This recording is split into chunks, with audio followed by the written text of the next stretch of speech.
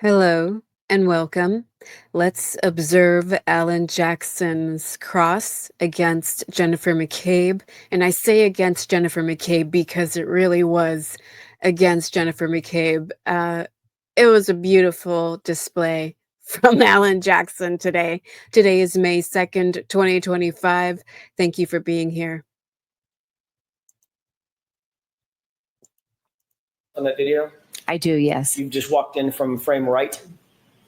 Yes. From frame right going left? Yes, behind Miss Roberts. Okay, Yes. and that's you right in the middle of the screen? Yes, it is. And Miss Roberts had already run through, went to her SUV, correct? Yes. Okay, go ahead and play. This is about a 2-minute clip for the court's edification. All right. And this is the last of them.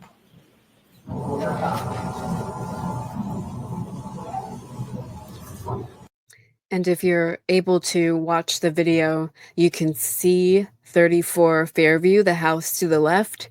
You can see it despite the snow and the weather conditions, and it's a bit blurry, but you can still see the lights from the police cars and the ambulance. Like, you can still see all that light reflecting on the house. So you know that if it's reflecting on the house, it's seeping through, like it's peeking through the windows, right? Unless they have blackout blinds in every room, right? Highly doubtful. So I'm just saying, like, there is no way no one in the house knew what was going on outside. And again, guys, Brian Albert, the homeowner, was a Boston police detective at the time, a Boston police detective at the time. And this was a fallen officer, John O'Keefe, who was also a Boston police officer. Right? Like, can you imagine if this were any other situation, like any other case in any other state? Right? But they've so far gotten away with it in Massachusetts. This is the retrial, right? This is yet another attempt to frame Karen Reed for what the McCabes and the Alberts are wholly responsible for.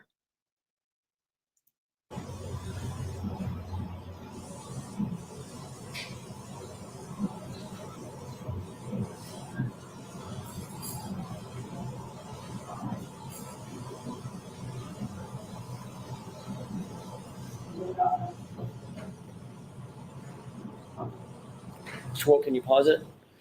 Can you tell who you're speaking to there?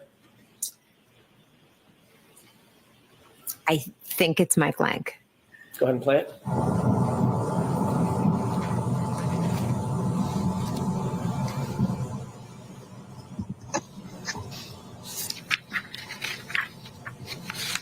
And guys, if it were you or I, right? If you were the homeowner of 34 Fairview, you really think Lieutenant Lank or Sergeant Lank, you really think he wouldn't walk up to your door and knock on your door because there's a dead or dying Boston police officer on your lawn? You really think, like, this is what I'm saying, guys, in any other situation, in any other state, it would be completely different results here, completely different consequences here, right?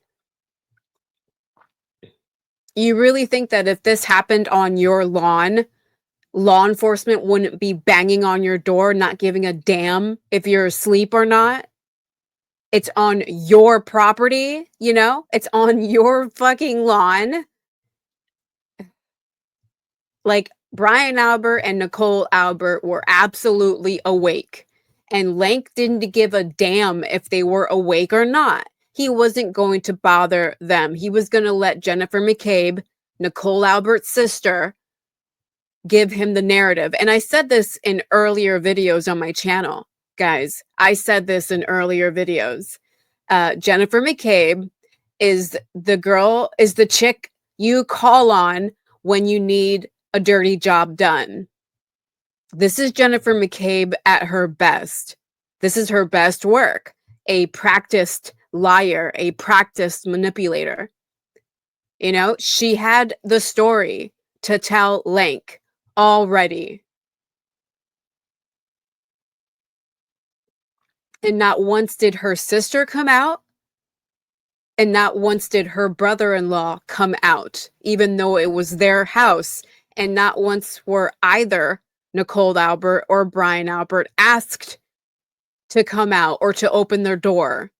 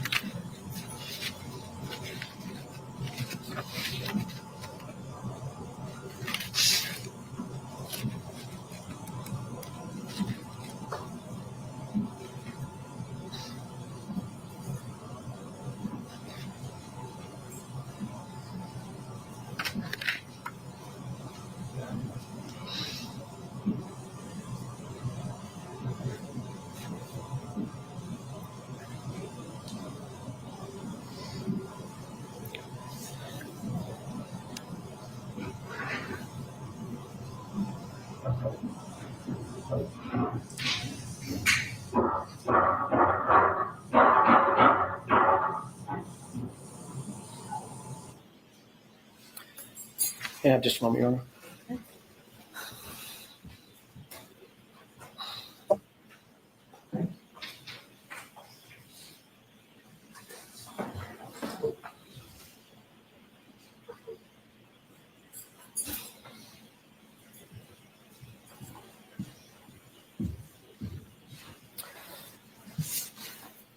Ms. McCabe, who was most engaged in that clip with law enforcement between and among you and Carrie Roberts and Ms. Reed? I was. You noticed when Mr. O'Keefe was placed on the gurney in a prior clip and moved past you, correct? Yes. Did you notice what your reaction was when that gurney passed you? I didn't know. Did you see that you turned your back completely to Mr. O'Keefe as he passed by? If that happened, it wasn't on purpose. Ms. McCabe,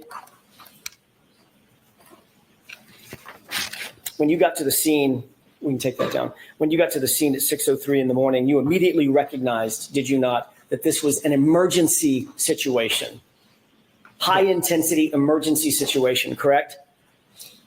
I knew it was an emergency situation, yes. As a matter of fact, a man's life was in grave danger. You knew that. Yes, I did. And this is someone that was a friend of yours, correct? Yes, he was a dear friend. Not just a friend, but a police officer who was laying, as far as you knew, dying in the snow. Is that right? Yes. You knew that you needed to get immediate medical attention, emergency medical attention to him as quickly as you possibly could. Is that right? Yes. You knew that minutes counted, right? Yes. You knew that seconds counted, correct? Correct. This man was grasping, as far as you knew, grasping and clinging to life at that moment. Is that right?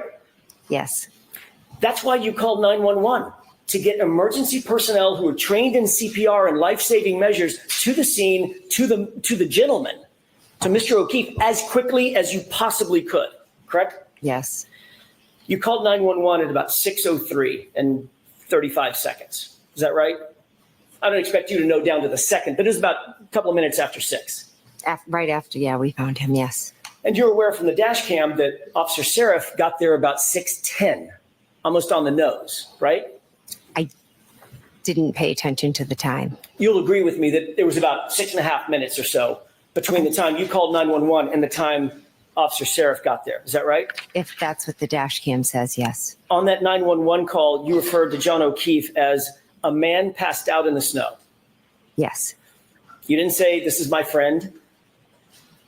I needed to get, like you said, emergency there. So Did I you wasn't say, going to "This is give my it to. friend"? I wasn't going to give a description and say my friend is in the snow. I was going to give them the information that I thought was the most important at the time. Did you say his name? I just said a man because that was the most important identifying. You didn't say John? Eventually in the 911, I do say his name. You didn't initially say O'Keefe, correct? No, none of that matters. It was a man in the snow, and I wanted help there. And you didn't say he's a Boston police officer or an off-duty police officer? Again, a man needed help. Yes or no? Did you say that? I didn't. Do you think that might, yes or no, do you think that might have sped things up if they knew, if the 911 operator knew that this was a fallen officer, a fellow officer? I think 911 comes to everyone equally. I don't think they would have. Do you think that might have been something? It's such bullshit. Whatever, Jen. Like, she's sitting there with her police privilege, right? Because her sister, Nicole Albert, is married to an officer. I'm just saying, Jennifer McCabe knows full well what it's like to be married into law enforcement, right? To have law enforcement on your phone, and not just 911, but the ability to have police officers, their cell phones, to be connected to police officers. Like, everybody fucking knows there's a privilege in that. Again, qualified immunity, right? And when you're family, you also get it. This entire case against Karen Read is a demonstration of qualified immunity when it comes to family members of members of law enforcement, covering for each other. So I'm just saying, guys, like she wants to pretend that when you call 911 and you say officer down, 911 isn't prioritizing that. Like, of course they are. Like, everybody knows that in the US. I don't know what country she's living in, but everybody else knows that in the US. You can just ask anybody, is that given priority over you or not, you or I? Like, is a fallen police officer given priority over a fallen citizen? Absolutely it is. In this country, yes, it is. You can stop lying, Jennifer McCabe. You've been very privileged to be connected to law enforcement. And it's so clear by this case. Important to relay to the 911 officials? I don't know. You were even asked by the 911 operator, does anybody know CPR? And your answer was no, correct? I'd have to listen to it to remember my exact answers. But it was basically in the negative. No, we're not professionals. We're just out here doing the best we can, correct? I wouldn't say that, no. You didn't believe Karen Read knew CPR? I didn't know. I don't think I answered that question. I don't think it was asked. You didn't know if Gary Roberts knew CPR, correct? I didn't know if they knew CPR, correct. And none of you were paramedics? No. None of you were first responders? No. None of you were trained in emergency life-saving techniques in any way, correct? Correct. I have a question, Ms. McCabe. Mm-hmm. On all of Fairview, the entire road between Chapman and Cedar Crest, can you think of any person on that road who might have had life-saving techniques trained into them? First responder, someone who knew how to deal with someone in distress, someone with high skill level training. Do you think of anyone on Fairview who had that kind of training? Can I now or did I then? Which are you asking? Did you then? No, then my focus was on John O'Keefe. Okay, let me narrow the... Such bullshit statements, obviously. Everyone watching who's well aware of Jennifer McCabe by now, especially if you observed the first trial, we know, you and I know, that was a total lie. Like, first of all, her brother-in-law, Brian Albert, is inside 34 Fairview, a mere 30 feet away, right? Her sister, Nicole Albert, is also inside 34 Fairview, a mere 30 feet away, right? It's like, yeah, call 911, but like, why not knock on your sister's door, Jennifer McCabe? Why not knock on the door of 34 Fairview to get your brother-in-law to save John O'Keefe's life? Like, you were so concerned about John O'Keefe that you couldn't be bothered to wake your brother-in-law up, who is 30 feet away from John O'Keefe's body. John O'Keefe, who is dying and clinging to life. This horrific scene on your sister's front lawn.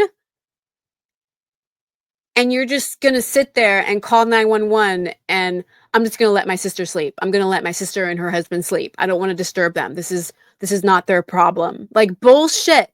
You're not going to tell your brother-in-law that there's a fallen officer on the front lawn and your brother-in-law is an officer, and you're also not going to console with your sister.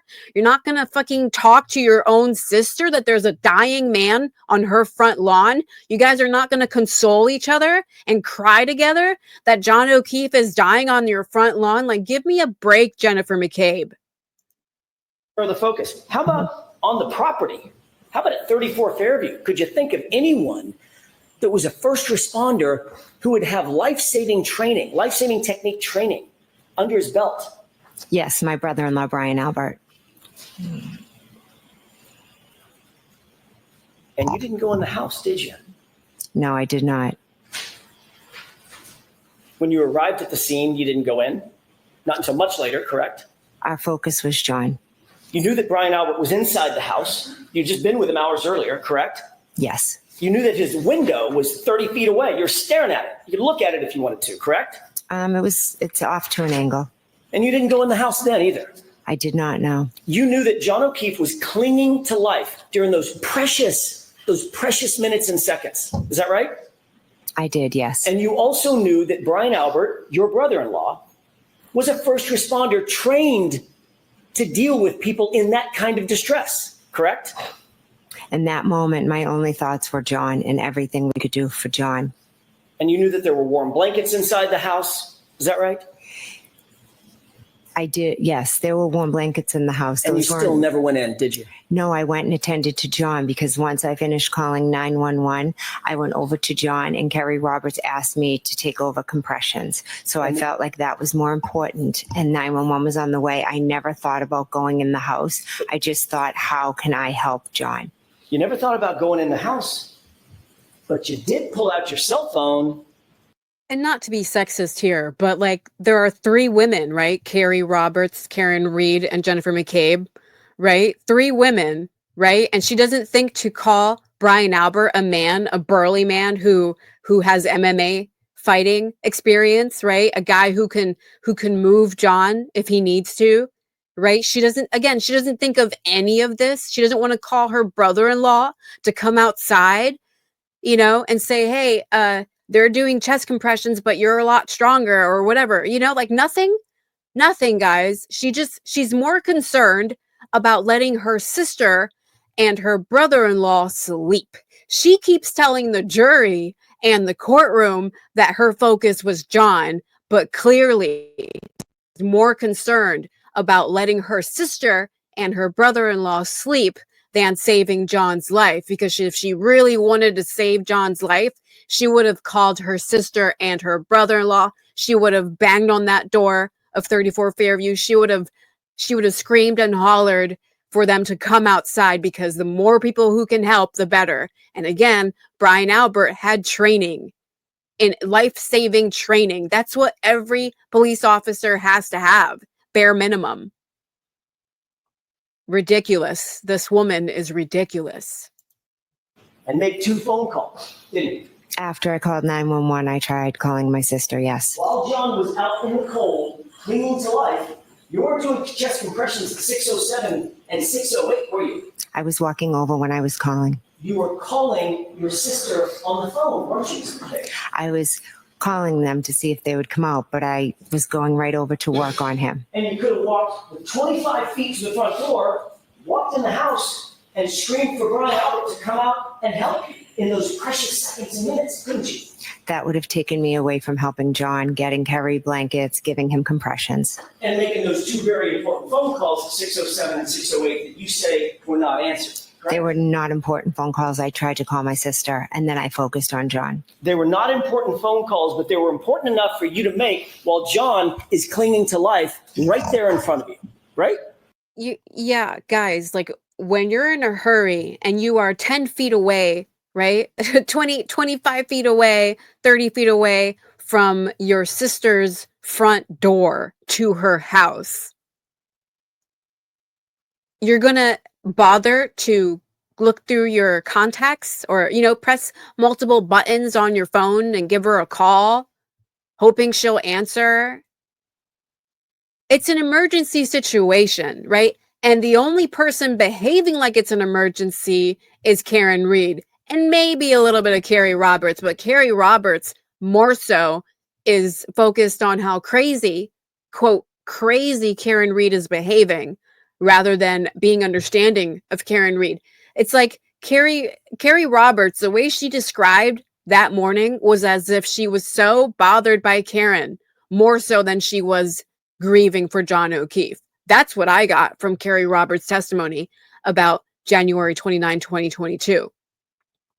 Carrie Roberts wanted the world to know that she felt like Karen Reed was batshit crazy during an emergency, during a time that Karen Reed's boyfriend is dying on Nicole Albert's front lawn.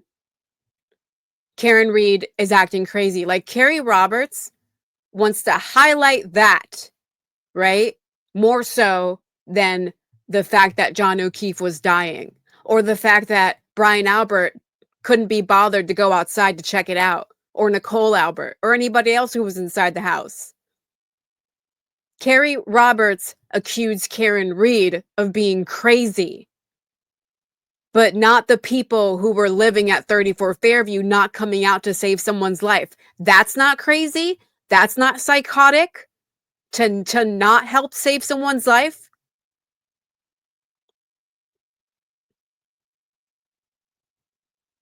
But my point is, Karen Reed was the only one who behaved like it was an emergency. Jennifer McCabe, with all her testimony between the first trial and this one, did not whatsoever behave like it was an emergency. As I was walking over, I called to see if she would answer. And she didn't answer. Let's talk about that. She didn't answer according to you. So if we're going to talk about it, we're beyond the luncheon break. Your Honor, I have two more questions. Okay. And I'll wrap it. Okay. Let's talk about that real quick. Sure. She didn't answer the phone, did she? No, she didn't. So you have a situation where a man is laying dead or dying in the front yard of your sister's house. You see nothing in terms of life inside the house. Lights aren't coming on. They're not getting up. They're certainly not coming outside, right? They were sound asleep. They weren't coming outside, were they? Did you guys see that hard blink after she said they were sound asleep? Did you guys see that? They were sound asleep. Again, guys, both Carrie Roberts and Jennifer McCabe accused Karen Reed of screaming, acting batshit crazy. But that didn't wake up Brian or Nicole Albert. Canton PD showed up and their lights were on. And the ambulance showed up and their lights were on. And the fire truck showed on. And they're like, right? All these vehicles with their bright ass lights. And that didn't wake Brian or Nicole Albert up. Sound asleep, Jen. They were asleep. You didn't know if they were asleep. All you knew was there was a severely injured man on the front lawn of their house, and your sister didn't answer the phone, not once, but twice, correct? Correct. She didn't answer the phone. Did you think your sister might have been in peril? Did you think to go inside the house and check that they're okay? I had no reason to think that they weren't okay. You had no reason to believe they weren't okay. A man was dead or dying on their lawn, and your sister's not answering the phone. And nobody is coming out to the chaos of Karen Reed screaming on the front lawn. You didn't think there was some reason to believe they could have been in peril? I didn't, because It's a great argument, and I love that Jennifer McCabe is taken aback by it. That was her body language. She's like, "What? Where the hell is he going with this?" She had no idea what he was doing, and it's a great point. Like, I get where he's going. Like, it's like, it's like crazy to think that, right? Like, why would Jennifer McCabe be thinking that something's wrong with her sister? It's like, no, she keeps saying they're sound asleep. Of course, nothing's wrong with her sister. But the fact is that it's an emergency.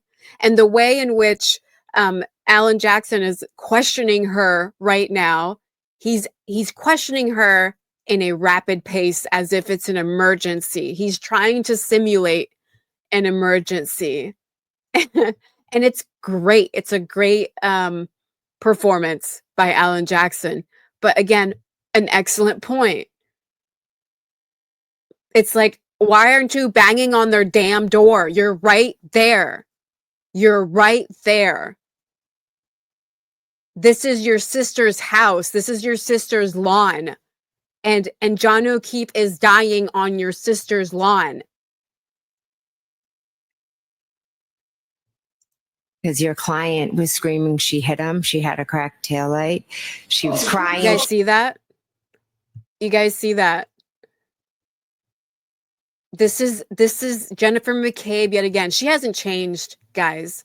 She hasn't had any self-reflection since the first trial. You know, she hasn't had an awakening since the first trial. She hasn't spoken with God since the first trial. You know, she is still a witch. She is still a witch accusing another woman of being a witch. She's the real witch here, but a bad witch, a black, negative witch who wants the worst to happen to Karen Read.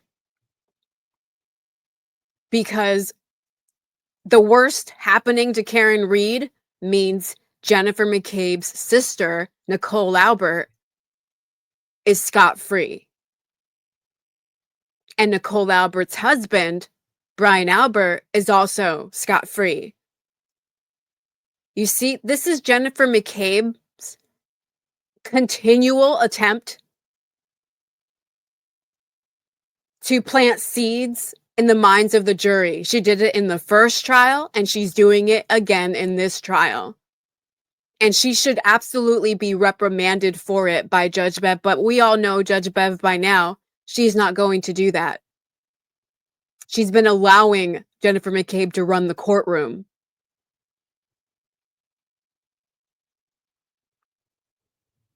So when Jennifer McCabe puts words in to her answer that have nothing to do with what Alan Jackson just asked her, you know that she is controlling the narrative. She wants control of the narrative, and she wants the jury to remember her words.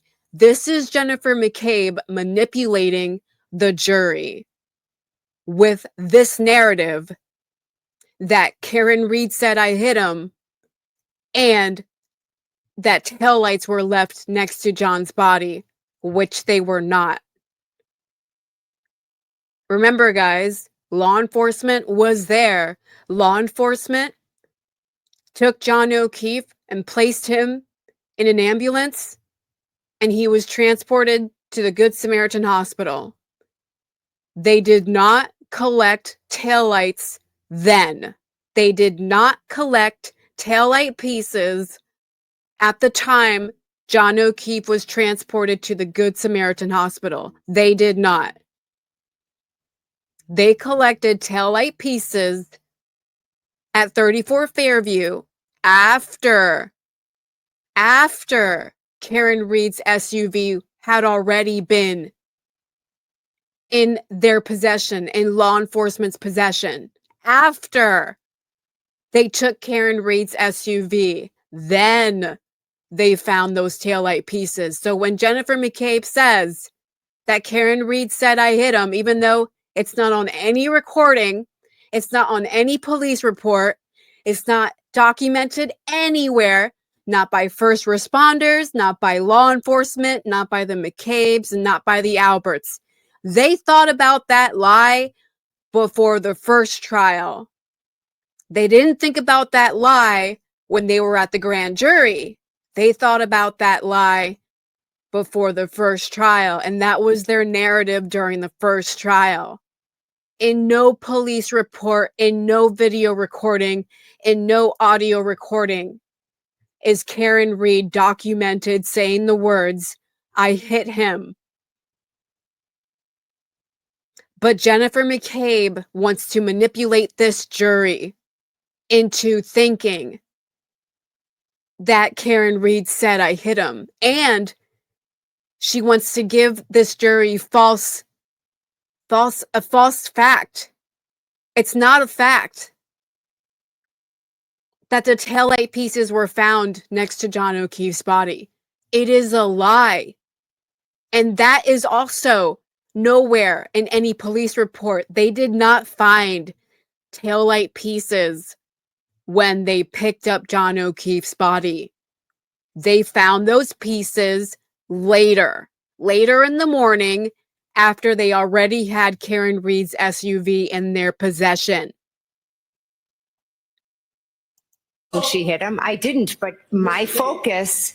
Can I finish, please? You had solved the crime right then and there. You solved the whole case. No, I didn't. I knew John never came in the house, so I had no concern for anyone's safety inside the house. The reason you didn't go inside the house is because you... It's no concern, right? No concern for anyone's safety inside the house, when this entire lie, this entire falsehood that she has assisted the McCabes and the Alberts in creating is out of concern for her family. Jennifer McCabe doesn't give a damn about John O'Keefe, and she clearly doesn't give a damn about Karen Reed.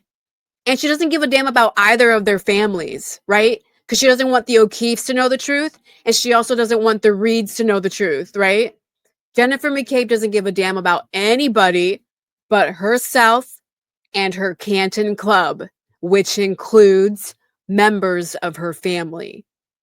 You knew better. You knew better. You knew she wasn't in peril. You knew that Brian Albert wasn't in peril. You weren't worried at all about them, were you? I was not worried at all because something happened on the front lawn that had nothing to do with anything inside that house. You weren't worried about them. This is her again. This is her again, manipulating the jury, planting seeds in the minds of the jury that what happened to John O'Keefe is completely separate from anything that occurred inside the house that night. You see, guys, the narrative is important to Jennifer McCabe. That narrative is important to Jennifer McCabe. Jennifer McCabe doesn't want the evidence in this case to speak for itself. Clearly, she has denied the 2:27 a.m. search. She doesn't want that evidence to speak for itself, right? She wants to plant seeds. She wants to manipulate. This is a manipulator, ladies and gentlemen. Nothing at all, because you knew what really happened, didn't you, Ms. McCabe? At that moment, I didn't know that he was hit by a vehicle and there was taillight found next to him. That's all I have. You see that? She had to put that in there. She had to put that in there. There were not taillight pieces found next to John O'Keefe. And if you know the facts about this case, you know that. Jennifer McCabe is lying. She's even lying about the lie. They lied about finding the taillight pieces at 34 Fairview, and they lied about everything else, obviously. But Jennifer McCabe is lying about that lie. I'm going to let it play a little more, but I'm pretty sure they go to lunch. All right, jurors, lunch and break. Let's take. Anyway, I would have moved to strike that last statement. But Judge Bev probably wouldn't have done anything about it anyway, right? But again, guys, Jennifer McCabe can't get over herself. She can't get over her family. She can't get over how innocent they all were when it was the exact opposite. It was the exact opposite. Everything the McCabes and the Alberts did that night was suspicious. And all you have to do is look at the online polls right now, guys. The online polls are crazy right now. And they're very similar to what was going on during the first trial. During the first trial, 80 to 90% of people watching said Karen Read is not guilty. And it's happening again. Look at those online polls or whatever social media you're on, or whether you're watching the trial live. You know, there are multiple YouTube channels streaming it, and they're providing their own polls, like just 80 to 90% still for the retrial. Like, and we've got more people following this case now than in the first trial. And even with more people following this case, it's still 80 to 90% of the viewers saying she's not guilty. But guys, Jennifer McCabe, what a terrible human being. She just had to get that in there right before lunch. You know, she had to plant that seed in their minds right before lunch. Taillight pieces were found next to him, which is a lie of the lie that there were taillight pieces found at 34 Fairview. There were taillight pieces planted at 34 Fairview, right? But Jennifer McCabe couldn't even get that lie straight. She had to say they were found next to John O'Keefe's body. And they were not found near John O'Keefe's body or near, like, next to him. They were found scattered, right? They weren't when they planted the taillight pieces, they were not using physics. So, okay, they were just like, sprinkle it here, sprinkle it there. Again, guys, ARCA determined that no vehicle hit John O'Keefe.